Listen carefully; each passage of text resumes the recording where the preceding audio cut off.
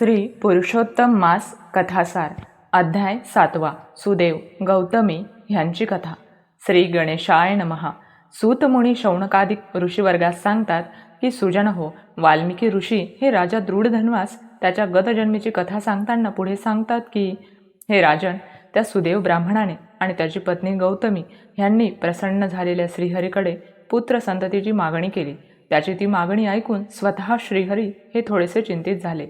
ते त्या सुदेव ब्राह्मणास म्हणाले, हे विप्रा, तुझी संतती लाभाची मागणी ही जरी रास्त असली तरी ती पूर्ण करता येणे शक्य नाही. कारण हे विप्रराज, अरे तुझ्या भाग्यात या जन्मी पुत्र संततीचा योग नाही. तेव्हा पुत्र सोडून तुला अन्य जे काही हवे ते तू माग, मी ते तुला देईन. पण देव काय सांगतोय हे ऐकायला सुदेव ब्राह्मण शुद्धीवर होताच कुठे. आपल्या भाग्यात पुत्र नाही ही वार्ता ऐकता क्षणीच तो मूर्छित झाला होता. त्याची पत्नी गौतमी ही त्याला पदराने वारा घालून शुद्धीवर आणत म्हणत होती, स्वामी, मी याआधीही तुम्हास म्हणाले होते की जर संततीचे सुख आपल्या भाग्यातच लिहिलेले नसेल तर दैवापुढे देव तरी काय करणार.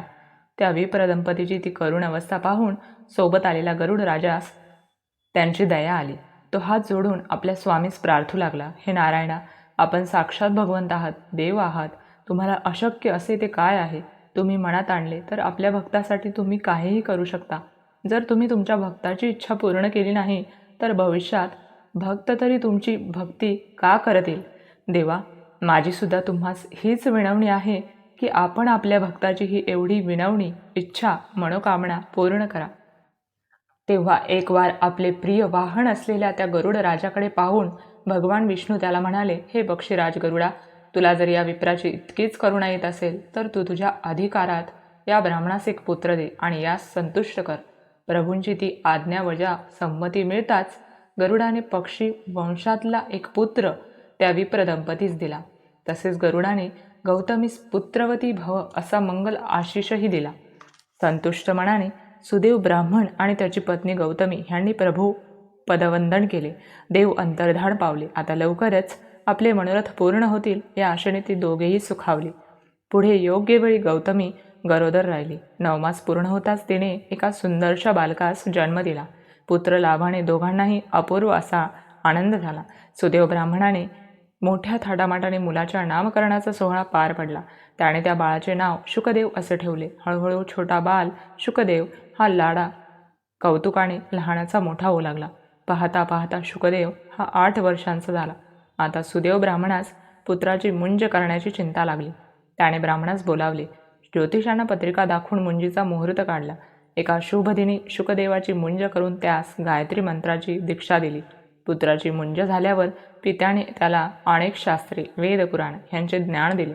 नाना भाषा, कला, कौशल्या त्यास निपुण केले. आणि एक दिवस बहुभाग्याने त्या सुदेव ब्राह्मणाकडे देवल नावाचे एका ऋषींचे आगमन झाले.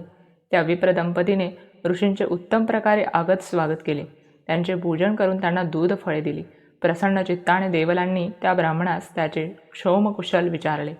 तो विनम्र भावी म्हणाला, ऋषीवर, आपल्यासारख्यांचे मंगल आशीर्वाद आणि श्रीहरींच्या कृपेने सारे काही छान उत्तम चालले आहे. ईश्वर कृपेने आमचा पुत्र शुकदेव हा सुद्धा ज्ञानी, गुणवंत आणि आज्ञाधारक आहे. सुखी संसार आणि आज्ञाधारक सद्गुणी पुत्र हे लाभल्यावर अधिक सुख ते काय आणि कोणते हवे. असे म्हणत सुदेव ब्राह्मणाने पुत्र शुकदेव ह्यास देवल ऋषींच्या पायावर घातले. त्या किशोरवयीन विप्रपुत्रास पाहून देवल ऋषींनाही मोठा आनंद झाला. त्यांनी 1-2 वाक्यांच्या संवादातच त्याची गुणवत्ता, विनय, नम्रता, सेवाभाव ओळखला. मग मोठ्या कौतुकाने त्यास आपल्याजवळ घेऊन देवल ऋषी त्या शुकदेवाची हस्तसामुद्रिक विद्येनुसार पाहणी करू लागले. त्याच्या हातावरील काही रेषांवरून आपली बोटे फिरवत असताना हाताचे उंचवटे त्यावरील रेषा न्याहाळत असताना ते आनंदी दिसत होते. वा, उत्तम असे उद्गार त्यांच्या मुखातून बाहेर पडत होते. आणि अचानक त्यांचे लक्ष शुकदेवाच्या हातावरील त्या आयुष्य रेषेकडे गेले. मात्र आणि दुसऱ्याच क्षणी त्यांची मुद्रा एकदम गंभीर झाली. ते काही बोलेनासे झाले. फक्त एक वार ती रेषा आणि तो बालक ह्यांच्याकडे पाहू लागले. न राहून सुदेव ब्राह्मणाने ऋषींना त्यांच्या चिंतेचे कारण विचारले.